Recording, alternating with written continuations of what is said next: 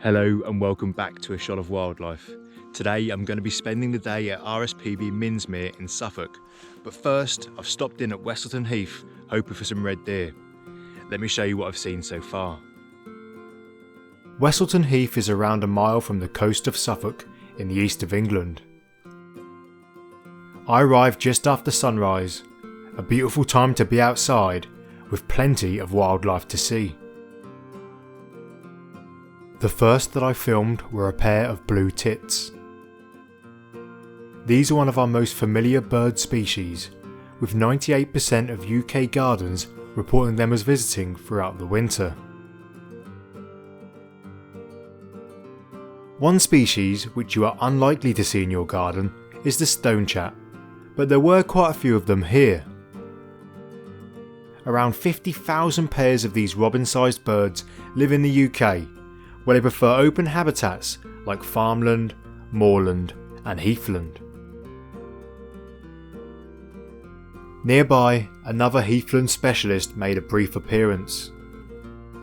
This is a Dartford warbler, and it's the second time that I've seen one in the flesh.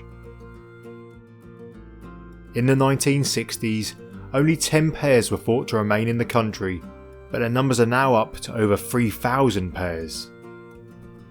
They feed exclusively on insects, so really struggle in cold winters when there is almost no food available for them.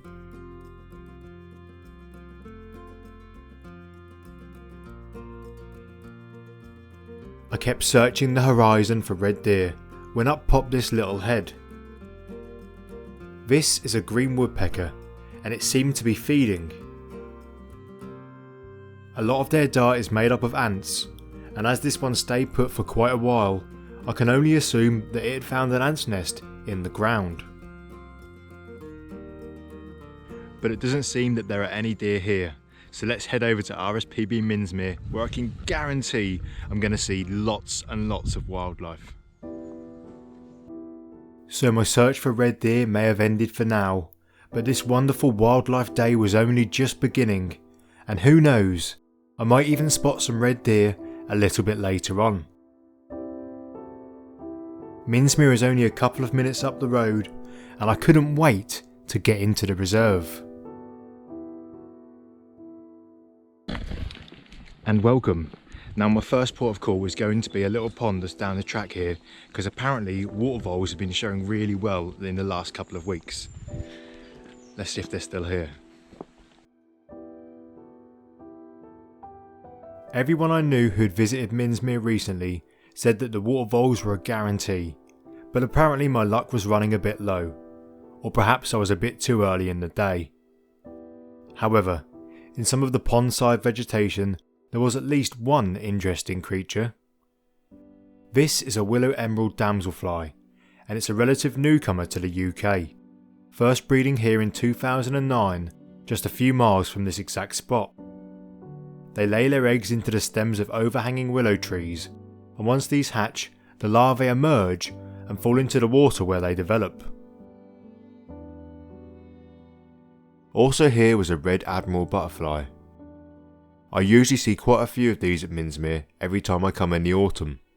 I think they gather here to feed before migrating further south into mainland Europe and beyond.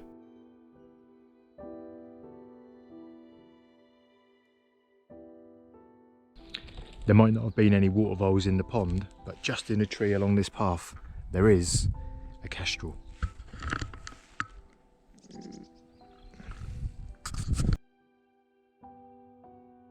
Usually, when I see a kestrel up close like this, I have no way of filming it, and normally when I do have my camera with me, they fly off straight away, so this was a nice surprise.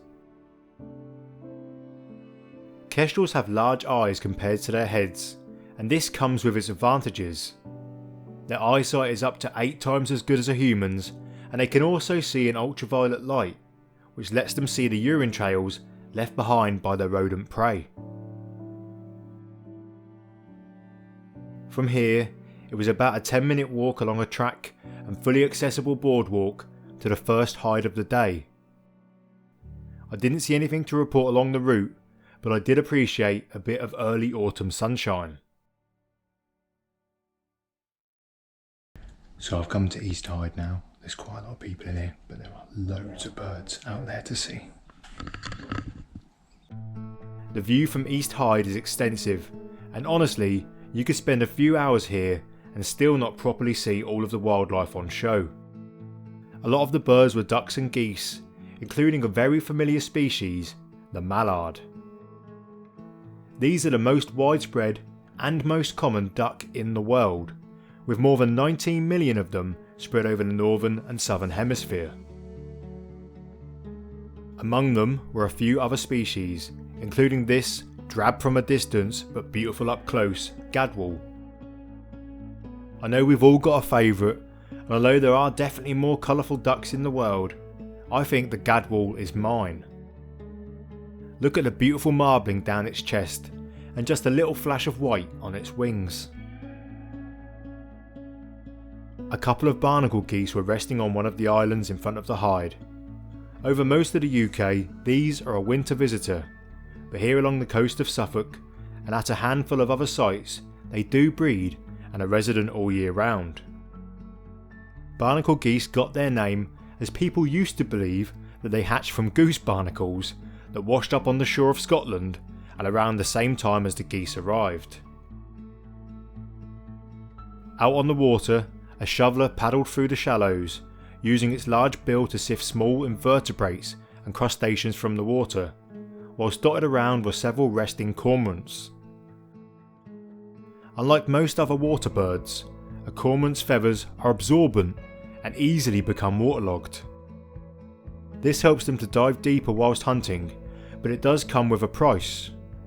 They have to spend a lot of time preening and drying out afterwards, or they would be at risk of hypothermia and unable to fly. Not all of the birds were so brazen and proud standing. I won't claim that I spotted this myself, but on one of the islands was a very well camouflaged snipe. Can you see it? Now imagine spotting it from here.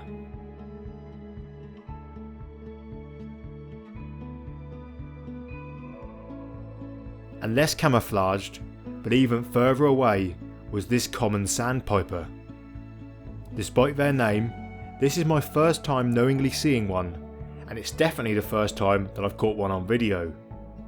You'll see that this bird almost constantly rocks its tail up and down.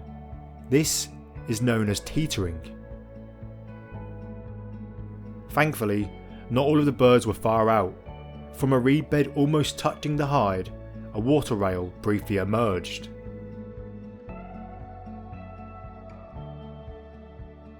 It skulked out of view within a few seconds, when further up the reeds, some more obliging birds turned up.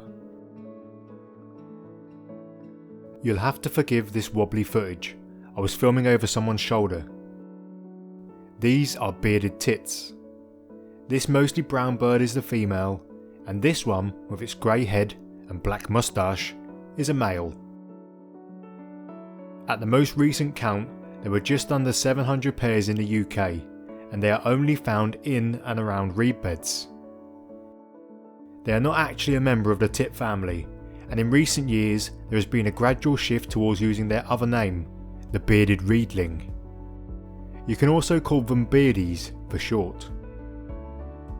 My time in the Hyde was almost over, but I did want to share one more species with you, a pair of magpies. It's quite easy to think of magpies as urban, woodland or farmland specialists, but as they are so intelligent and adaptable, they can also be found around reed beds, wetlands, and pretty much anywhere else. Well, how great was that? Loads and loads of different birds to see. The water rail, the bearded tits, and so much more. Now, I haven't even made it a quarter of the way around the reserve, so come with me and let's see what else we can find.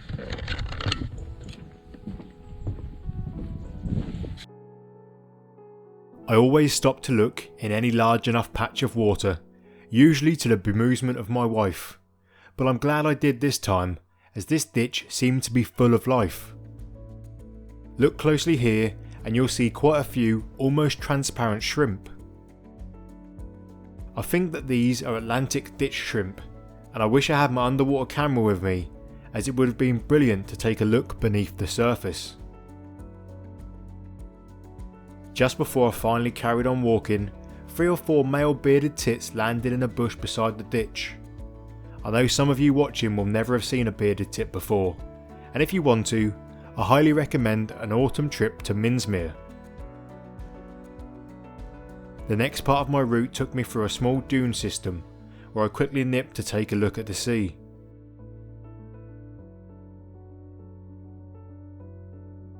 There is no sand here, it's fine shingle all the way, but luckily it was only a few hundred yards before my route turned inland and back to solid ground underfoot.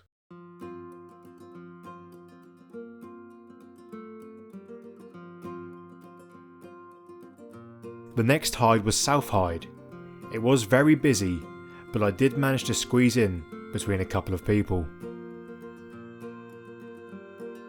There are several species of bird here that weren't present at East Hide, including 3 avocets.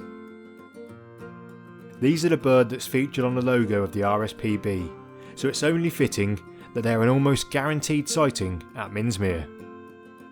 There were plenty of godwits here too. If you've been watching my videos for a while, you might know that I have a 0% success rate for correctly separating black-tailed and bar-tailed godwits. Well, that's about to change. I'm 100% sure that these are black-tailed godwits, and my way of being sure is that although I can't clearly see a lot of the features used to separate the two, one of the birds preening in the background here shows its white wing bar, which bar-tailed godwits do not have. Hopefully, I've finally cracked it. Plenty of ducks were resting on the many scrapes in front of the hide, including these 2 white, chestnut and dark green individuals. These are shell ducks, one of the largest species of duck that we get in the UK, bigger than some species of goose in fact. Quite a few shoveler were here as well. Around 1,100 pairs breed in the UK, but during the winter this swells to nearly 20,000 birds, as some that breed in Northern Europe migrate to spend the colder months here. It's always worth speaking to other people if you're in a busy hide, as they might have seen something that you haven't. Whilst I was pointing out this very distant snipe to a lady next to me, someone in her group pointed out this grey plover. A lot of people were excited by it, as although more than 30,000 overwinter in the UK, they have usually lost their breeding plumage by that time, and this one hadn't. Unfortunately, whilst I was there it didn't turn to show me its contrasting black undersides and silver back, but it was still nice to see. Another bird who was nearby, and also shunning showing me its beautiful markings, was this lapwing. Known for their plume of head feathers and alien sounding calls, lapwings are related to plovers, and alongside sometimes being called peewits, they are also known as green plovers. It was time to move on.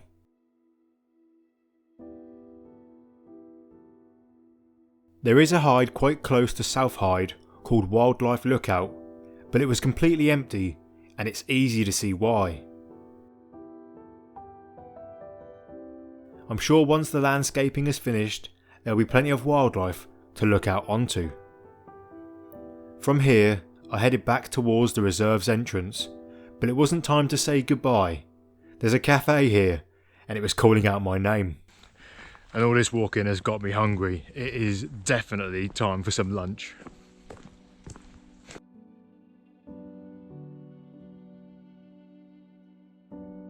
With my caffeine, sugar and calorie levels renewed, I couldn't help but making a slight detour from here and pop back to the pond.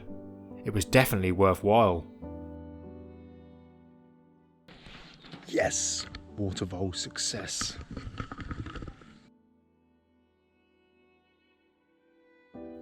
There were 2 young water voles in view. Their diet is almost entirely made up of vegetation, and they need to eat as much as 80% of their body weight every single day. Luckily for them, they are not fussy.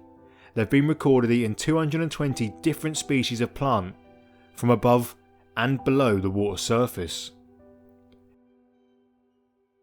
During the winter, Even these can be hard to find, so sadly, only around 30% of water voles survive the colder months. Well, those water voles were brilliant. Now there's a couple more hides I haven't visited yet. Well, actually maybe there's 3. Yeah, there's 3 more hides I haven't visited yet. I'm going to go to one called Minsmere now, where I've seen bitterns in the past, so fingers crossed for that. And yeah, I'm sure there's plenty more things I'm going to show you. It's been a brilliant day already, and I'm sure it's going to be a brilliant afternoon. Minsmere was quite a distance from where I was, but what a fantastic landscape to pass through.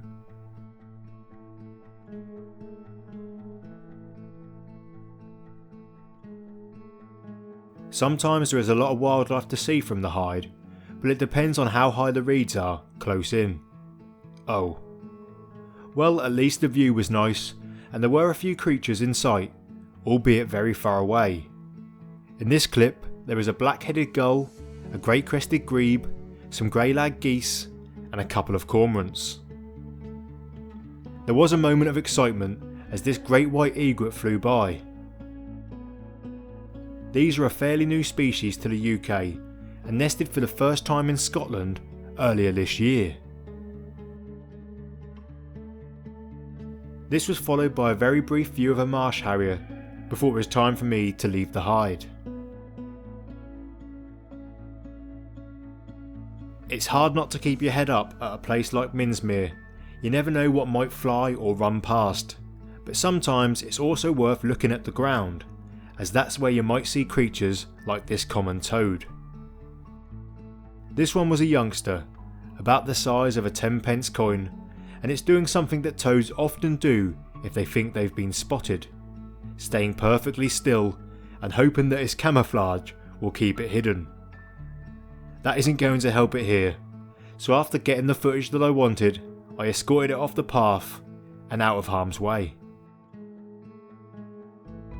Something you won't have seen during this video is that there are quite a lot of people at Minsmere, but by this point in the day most of them had left. When the reserve quietens down, some of the more skittish animals might make an appearance, such as the muntjac. This one is a female. She hadn't seen me, but a nearby male had seen her and was hot on her trail. The next hide that I stopped in was Bittern Hide. It's 3 stories up and it does provide a brilliant view, but I couldn't see any wildlife from here, so I didn't stick around for long. I was running out of daylight and had one more hide to visit at the reserve. I didn't realise it was going to be a very short visit. That was a bit disappointing. I didn't realise that this hide pointed towards the scrape that's also been drained. So no wildlife here sadly. But I don't like to end on a low point, so now I'm going to make the trip back to Westleton Heath and hope that in the last 8 hours the red deer have decided to get their rut on and that I can show you some. Let's go. Time was of the essence, so I didn't film on my way back to the car, and you rejoin me as I'm entering Westleton Heath. Red deer are crepuscular, meaning they are most active at dusk and dawn, and with sunset just around the corner, it was now or never.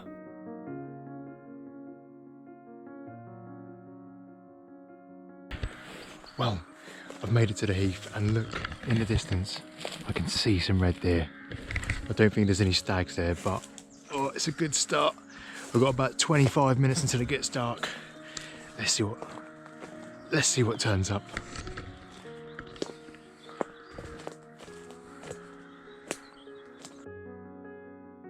I was wrong. There were a couple of stags here, but they were quite far away.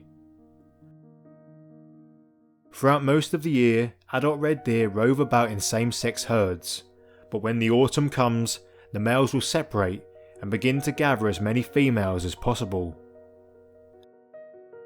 The females are known as hinds, and they can only become pregnant during a 6-hour window every 17 days. Stags know this, and they are willing to fight, sometimes to the death, to be the one who gets the right to mate. I would love to now show you a clip of two stags with their antlers locked in a battle for dominance, but the reality is I've yet to film or even see such a thing. The rut is over for this year by now, but next autumn it is on my things to film bucket list.